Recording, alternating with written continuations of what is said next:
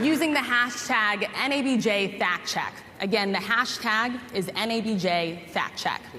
We have a lot to get to, and we do not want to waste any time, so let's bring out the former President of the United States, the Republican nominee for President, former President Donald Trump.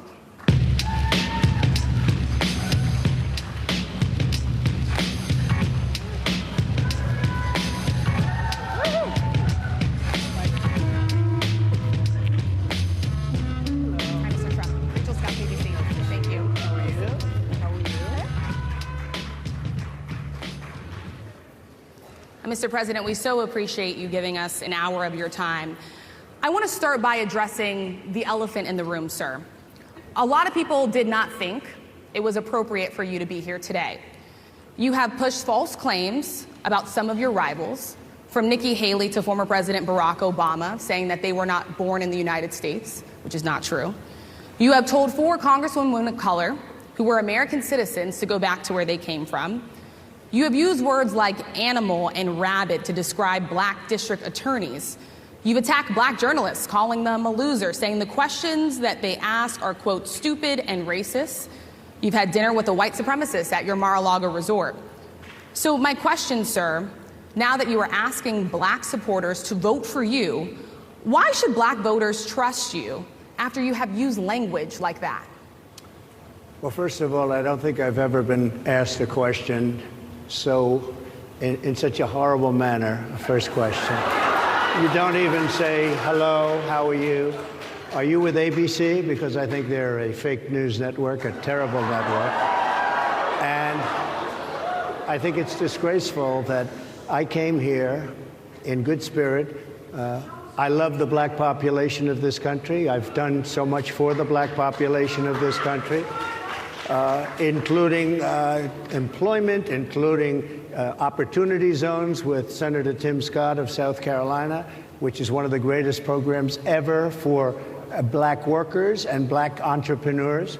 I've done so much, and and I say this, historically black colleges and universities were out of money, they were stone cold broke, and I saved them, and I gave them long-term financing, and nobody else was doing it. I think it's a very rude introduction. I don't know exactly why you would do something like that. And let me go a step further. I was invited here, and I was told my opponent, whether it was Biden or Kamala, I was told my opponent was going to be here. It turned out my opponent isn't here. You invited me under false pretense. And then you said, you can't do it with Zoom. Well, where's Zoom? She's going to do it with Zoom, and she's not coming. And then you were half an hour late, just so we understand. I have too much respect for you to be late. They couldn't get their equipment working or something was wrong. Mr. President, I would love if you can answer the question on your rhetoric and why you believe that black voters should trust you with another 4 years. I have been the best president for the black population since Abraham Lincoln. That's my answer. Better than President Johnson, who signed the Voting Rights Act? For you to start off a question and answer period, especially when you're 35 minutes late because you couldn't get your equipment to work, in such a hostile manner, I think it's a disgrace. Let me just ask a follow-up, sir, and then we'll move on to other questions here. Some of your own supporters, including Republicans on Capitol Hill, have labeled Vice President Kamala Harris, who is the first black and Asian American woman to serve as vice president and be on a major party ticket, as a DEI hire. Is that acceptable language to you? And will you tell those Republicans and those supporters to stop it? How do you define DEI? Go ahead. How do you define diversity, equity, inclusion? Okay, yeah, go ahead. Is that what your definition? That is give me a literally definition the words then. Would you give me a definition DEI. of that? Give me a definition of Sir, that. I'm asking you a question, No, a you very have to direct question. Define it for me, if you would. I just defined it, sir. Do you believe that Vice President Kamala Harris is only on the ticket because she is a black woman? Well, I can say no. I think it's maybe a little bit different. So I've known her a long time indirectly, not directly very much. And she was always of Indian heritage, and she was only promoting Indian heritage. I didn't know she was black until a number of years ago when she happened to turn black, and now she wants to be known as black. So I don't know, is she Indian or is she black? She is always identified as a black woman. She went to a historically black college. I respect either one, but she obviously doesn't, because she was Indian all the way, and then all of a sudden she made a turn, and she became a black person. Just to be clear, sir, do you believe that I think somebody should look into that too when you ask continue in a very hostile, nasty tone. It's a direct question, sir. Do you believe that Vice President Kamala Harris is a DEI hire, as some Republicans I really don't have know. said? I mean, I really don't know. Could be. There are some, and there are plenty. I know this lady right over there, Harris, is a fantastic person who just interviewed me at length. And we had a great interview, I think, and I heard you got very good ratings on that Well, interview. you told me it was the longest one of your life, so we had a good discussion. Look, I want to talk about why you're here today. I mean, it is not lost on us how divided we are as a country. And as you were coming today, we really got to see that we are divided along the lines of race, along the lines of gender. And there is this question of, in this moment where we are, why come here? What is your message today?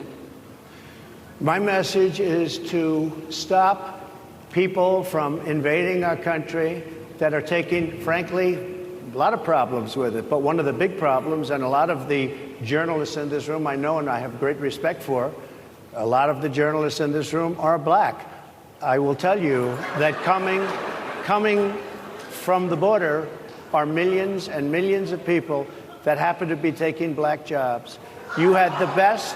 What exactly is a black job, sir? A black job is anybody that has a job. That's what it is. Anybody that has a job. All right. And Mr. President, they're taking the employment away from black people. They're coming in, they're invading. It's an invasion of millions of people, probably 15, 16, 17 million people. I have a feeling it's much more than that. And everybody's been seeing what's happened.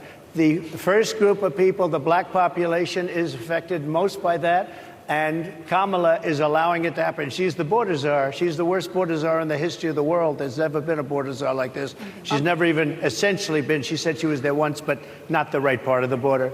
So she was a border czar. She's done a horrible job. These people are coming into our country, and they're taking black jobs and Hispanic jobs, and frankly, they're taking union jobs. Unions are being very badly affected by all of the millions of people that are pouring into our country. And one thing, as we discussed, many of these people are coming in from mental institutions, from prisons, from jails. They're gang members in other countries. Other countries are setting loose their prisoners. They're opening up their prisons and their mental institutions, and they're taking their bad people, drug dealers, gang members, and they're bringing them into the United States. And by the way, their crime rate is going down, and our crime rate is going to be a disaster. Mr. President, I want to get into how you address some of the issues with black communities. And I say that plural because we live in communities of color that are different. We're not all the same. We don't vote the same. We don't think the same. True. It's not monolithic. So as you come here today, I want to talk about something that bursts. And this is the weight of the inflation on this country right now. The nonprofit Money Management International recently released data from its mid-year analysis that we have found a 52% rise in people who are seeking counseling for being in credit debt. They're paying for food that is sky high on their credit cards, and now they can't pay that off. The credit counseling nonprofit MMI, as I said, is saying now that they've seen surges that they haven't seen since we were in a pandemic of people in financial trouble. Much of that falls on the shoulders of single moms, single black moms, when you look statistically. Yeah. How do you turn it around? What's your plan for the black community when it comes to money? So, first of all, it's very hard to hear you for whatever reason because of the fact that they have bad equipment, because I guess, this woman was unable to get the right equipment. But it's very hard for me to hear you, but I can hear every other word. It's very difficult, actually. But so I don't know if they can fix it or do something with it, but I'll do the best I can with it. The inflation is absolutely destroying our middle class, our working class, virtually every class. Inflation is a disaster in our country. Inflation is a country buster. It breaks every country. And we had, in my opinion, the worst inflation we've had. They say it's 58 years, but I think it's much more than that. It's been devastating. And if you just take a look at a lot of things they don't include, like interest rates. Interest rates went from 2.4% to 10%, and you can't get the money. People can't buy houses. They no longer have the American dream. Young people, young black people, they don't have the American dream anymore. They can't buy a house. They can't borrow the money because of the cost of the money. They can't buy because of the cost of housing, because of the cost to build it, because of inflation. Inflation is a disaster, and it's destroying our country, and it's destroying the black community probably as much or So what do more you do? than any What's other. your plan? You know what we have to do? We have to bring down the cost of energy, and that's going to bring down the cost of inflation. This was all started with a bad energy policy by Joe Biden. By the way, just if I might, I was running against a man named Biden. You probably saw that. And he was losing very badly in the polls, and then he had a rather bad debate. I would say it was a bad debate. I would say it was one of the worst debates in history. And his poll numbers crashed. And instead of saying, you know, let's keep going and maybe something happens the other way, they said, oh, we're going to replace him. Let's just replace him. That's like you're in a fight, a prize fighter's in a fight. He's not doing well. You say, let's bring in another fighter. So our whole campaign was steered toward him, and now we have to steer toward him. But ultimately, it's the same because they have bad policy. They have policies of open borders, unbelievable open borders, horrible energy policies. They want to get rid of, as you say, gasoline in cars. They want to get rid of oil. They want to get rid of efficient heating. Mr. President. Environmentally, what they're doing is killing our country. They're absolutely destroying our country. But the inflation is the thing that's hurting the black worker, the black population, and every other population within our country. Inflation is the worst it's been, I think, in over 100 years. And they'll fact check it. They'll say it's only 58. Whatever it may be, they don't add all the numbers. They don't add the really bad numbers, and you can check that too. But inflation, Harris, is absolutely destroying this country and the people in our country. Yes, Mr. ma'am. President, can I ask you another question Yes, that is and- also impacting black Americans? And that's very clear now. Good. I'm sorry? It's very clear. I hear you. Okay. So Sonia Massey, someone from Illinois, an unarmed black woman, was shot the other day in her home by a deputy sheriff. The deputy has since been charged with murder. You've said police would get immunity from prosecution if you win. Why should someone like that officer have immunity, in your opinion? Immunity? Immunity. I don't know the exact case, but I saw something, and it didn't look good to me. It didn't look good to me.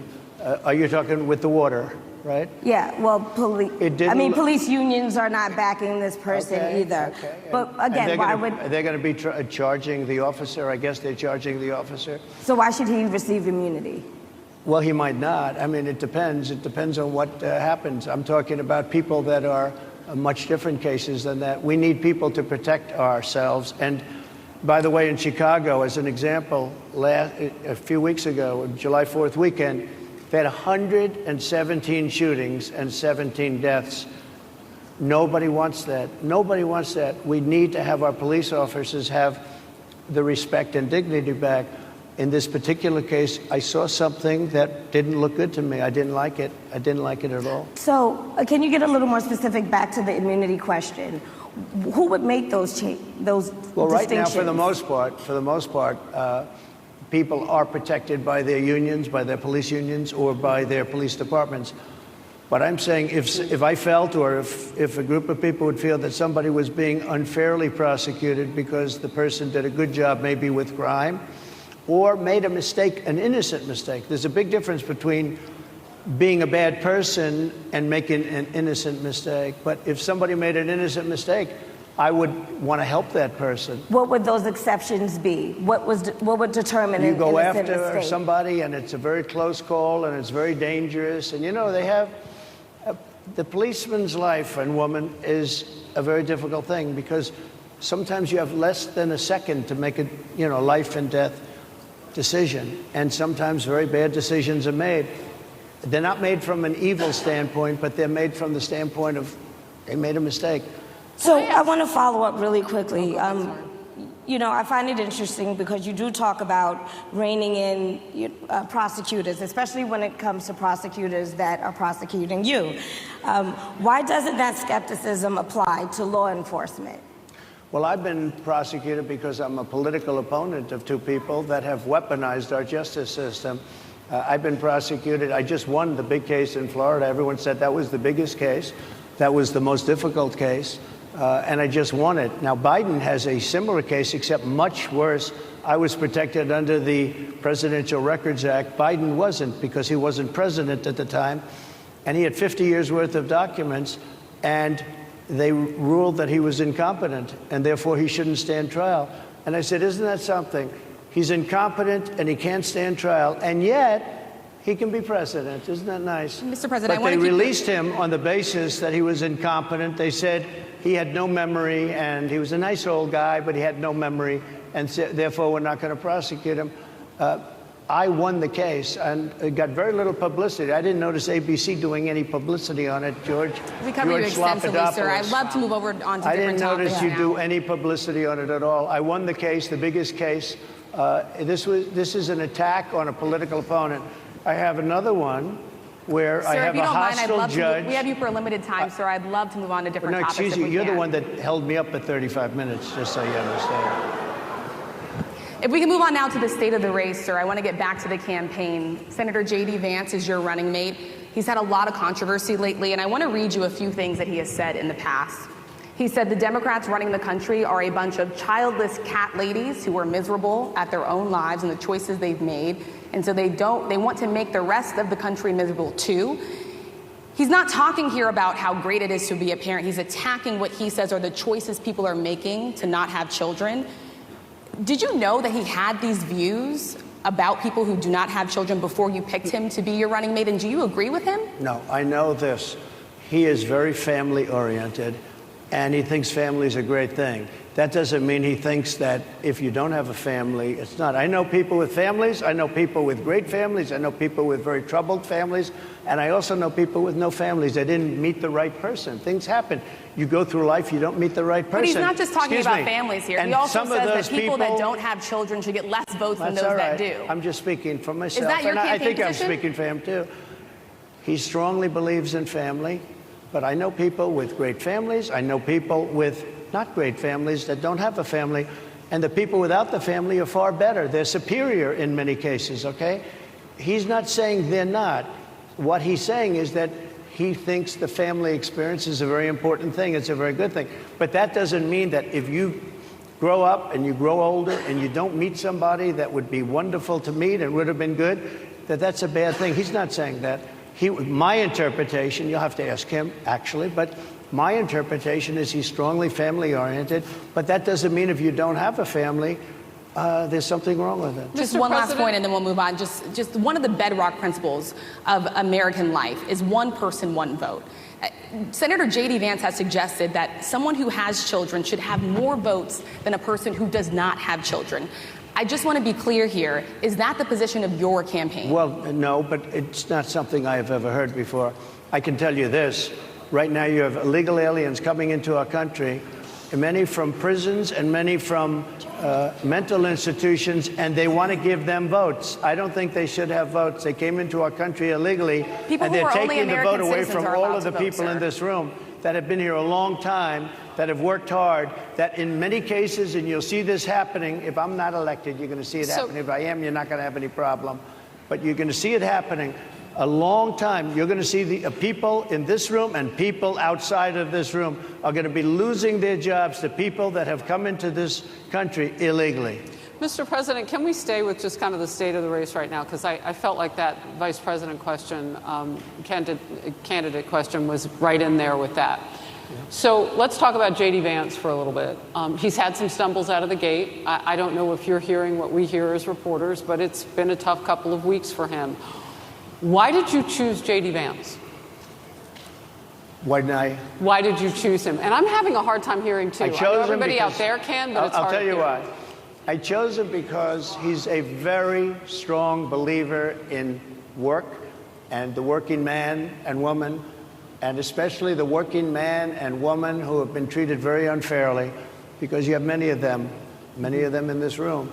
But you have many of those people, they were treated very unfairly. They worked very hard and they were treated unfairly. He wrote the book that became a bestseller. The movie became a smash hit.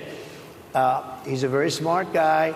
Without the benefit of having a family that has contacts, like a father that was well-connected, he got into Yale Law School. He graduated in 2 years from Ohio State, summa cum laude.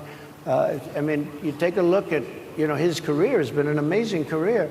He started off at a level with a difficult family situation, very difficult with the mother and the father and everything else. He ends up going to Yale Law School and was one of the top students, became the head of the Law Journal. I mean, it's an amazing thing. He's a 4-year, he was in the military with great distinction for 4 years, got out, went into business, became successful in business, very successful in business, actually, did public offerings and other things.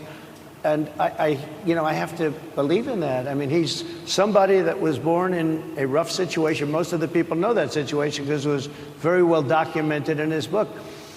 And I have a lot of respect for somebody that can get into Yale and become one of the best students in Yale, that meets a young woman at Yale who was also outstanding, and they get married, they have a beautiful family. But he had he's made himself an amazing life. He then goes to Ohio, lives in Ohio, and he had my endorsement. That helped. But he wins the Senate. He becomes a United States Senator. So he's a United States Senator. And so, Harris, like I respect you for your success, I respect people for their success. The reason I asked the question is because the last time you and I sat and talked was the day that you were shot. We'd been together for much of that day. You left to go to Butler, Pennsylvania, and we didn't know what was next. Yeah. And 2 days after that... I cannot understand. Your microphone I know, is so it is muffled. really hard for me to understand it's just, you, too. I can understand you perfectly. Because she's closer. I can understand you. I'm happy to hear that, sir. But I can't Really happy to hear understand, that. Harris. I have a few more questions. Because of the distance, and the mics are really in lousy shape, but I cannot understand Are you asking a question? what you're saying. So what I wanted to say was the last time we spoke, you said some words that were prophetic because I asked you who you wanted to choose for vice president. Yeah. And you said normally it really wouldn't matter what they would bring, you choose somebody that you think has a future, that sort of thing. But you said these words 3.5 hours before an attempted assassination on your life. You told me that bad things happen, Harris, and that's why this decision is important this time. Bad things happen. You said it twice. When you look at J.D. Vance, is he ready on day one? Does he what? Ready on day one, if he has to be. I've always had great respect for him, and for the other candidates too. But I will say this, and I think this is well documented. Historically, the vice president, in terms of the election, does not have any impact. I mean, virtually no impact. You have 2 or 3 days where there's a lot of commotion as to who, like you're having it on the Democrat side, who it's going to be. And then that dies down, and it's all about the presidential pick. Virtually never has it mattered. Maybe Lyndon Johnson mattered for different reasons of what we're talking about, not for vote reasons, but for political reasons, other political reasons. But historically, the choice of a vice president makes no difference. You're voting for the president, and you can have a vice president who's outstanding in every way, and I think J.D. is. I think that all of them would have been. But you're not voting that way. You're voting for the president. You're voting for me. If you like me, I'm going to win. If you don't like me, I'm not going to win. I'm going to get my J.D. Vance question in. J.D. Vance? I'm going to get my J.D. Vance question in. To your point and to Rachel's point, he, has a lot of opinions about childless women like myself or divorced people like yourself. Do you think, well, I mean, my point but at is least here. it was said in a friendly manner. My point is, do you think the Republican Party is getting a little bit too judgy about people's lives when you think about abortion or when you think about what J.D. Vance is saying? I don't think, look, I think that the Democrat Party is really the one that has the problem. I think they're radical on abortion because they're allowing abortion in the 9th month. They're allowing the But I think it's they're about allowing freedom, the death of a baby after the baby is born, based on Sir, the that governor is of illegal Virginia. in every state in the country. Based on the governor of Virginia, Executing a they're baby in allowing the every death state of in the the country baby is illegal. after it's born. It's a They're allowing crime. abortions in the 8th and 9th month. Well, of Democrats pregnancy. have denied I think they're right. that. And I That's think the the thing. Republican Party is actually much less. I think I've made them much less radical, perhaps, but the Republican Party, what we're doing is bringing it back to the states where everybody wanted it. Democrats, Republicans, liberals, conservatives, everybody wanted abortion brought back. They didn't want Roe v. Wade in the federal government. They wanted it, everybody But the wanted majority it of back. Americans oppose Excuse Roe me. v. Wade being They overturned. don't Multiple know polls have about showed that, this. sir. Right now, they're voting. It brought it back to the states. Now, I happen to believe in the 3 exceptions. Ronald Reagan believed with rape, incest, life of the mother. I do. I think most people do. I think most Republicans do also. But if you take a look, right now they're doing, it's an amazing thing, out of the federal government, it's in states, and people are voting. And I will say, Ohio is, let's call it a more liberal version, has been approved. Kansas, the same thing, a little bit surprising to a lot of people. But the people are now voting. And it's taking this issue that's been going on for 52 years and has torn our country apart, and it's giving it to the people to vote on. And they're voting. And many states have already voted. Others are in the process of voting. And it's bringing it back to the people and a vote of the people. And it's not at all radical. And again, you have to follow your heart. I happen to believe in the 3 exceptions. Most people believe in the 3 exceptions. Most Republicans believe in the exceptions. But they don't want to see an abortion in the 9th month or the 8th month. Almost everybody agrees to that. And they certainly don't want to see, in the case of the governor of Virginia, the former governor, I might add, who said, we set the baby aside and then we decide what to do. Meaning, what do? We execute the baby. That's a radical, horrible position. And some people want that. I don't want it. Most people don't. Thank you. Can I just pivot really quickly to another question about, you brought up health, Harris. You're an active man. We see you golfing all the time. But if you win, you'll still be president at 82, which is older than Biden is right now. But not mentally. Look, mentally. Here's the question. He's shot. But most people, I know many people in their 80s and their 90s that are in great shape. Some of our greatest leaders. You look at throughout the world history, the greatest leaders, some of the greatest leaders in the world were in their 80s. But here's the question. Would you consider stepping down if you felt that your health was declining? Or would you? Oh, absolutely. And who would make, I think I'd know. How would you make that decision? I think I'd know. Look, if I came onto a stage like this and I got treated so rudely as this woman treated me. Oh, my goodness. And I'm fine with it because she was very rude, sir. Very rude. That wasn't a question. She didn't ask me a question. She gave a statement. That wasn't a question. I repeated your statement, sir, actually. You said you would. You would Oh, make that absolutely. decision If to I step thought down. that I was failing in some way, I want people to be sharp. I'll go a step further. I want anybody running for president to take an aptitude test, to take a cognitive test. I think it's a great idea. And I took 2 of them and I aced them. Well, I took 2 of them. But let me ask you. I would like to have people running for president, and I don't mean because they're 75 or 85. I think anybody running, I'd like to do it. People say it's not constitutional. I would like to have something passed where you can do it. I think we should know. I mean, I've watched what's happened in the last couple of years under this gentleman, and our country is a mess. We have inflation. We have the millions of people falling in. We have Afghanistan, which was the worst, most embarrassing moment in the history of our country. What he has done to our country, and her too, what they've done to our country, she has been a horrible vice president. She's considered the worst vice president in the history of our country. Don't mean to interrupt you, but would you consider taking the cognitive test? Mr. President. I would love to and do make it it public. Well, I've already taken 2 of them, but I'll do it again. Mr. President, how do you intend to... I suggested, Harris, that let's take one. I said, Joe and I will go and take a cognitive test. Now, I'd do it with her, too. I would do it with her also. You know what? She failed her law exam. She didn't pass her law exam, so maybe she wouldn't pass the cognitive test. Mr. President. Are you saying she wouldn't pass? Just to be clear. I'm just giving you the facts. To be clear, you don't think Harris would How do pass? you intend, She didn't pass her bar exam, and she didn't think she would pass it, and she didn't think she was going to ever pass it. And I don't know what happened. Maybe she passed it. She did pass it. There's a man over here, I think he must work for Mr. her. President, I would love to ask you about January 6th. You've called yourself the candidate of law and order.